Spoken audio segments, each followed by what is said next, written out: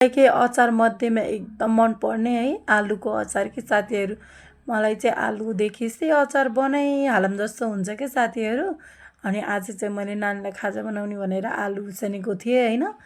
अनि त त्यो नानीलाई खाजा बनाइनँ, नानीलाई केरा थियो अनि त्यही केरा दिएँ। अनि त्यसपछि आलु त त्यत्तिकै रह्यो। अनि त्यसपछि मैले चाहिँ आलुको अचार बनाएँ साथीहरू, ट्वाक्क परेको है। अनि मैले कसरी बनाएँ भिडियो अन्तिमसम्म हेरेर माया गरिदिनु होला। अब सिम्पल तरिकाले नै हो है बनाउने, तर कस्तो मिठो लाग्छ क्या साथीहरू है। कहिले उसानेर कहिले फ्राई गरेर है, मलाई त बनाइरहनु मन लाग्छ।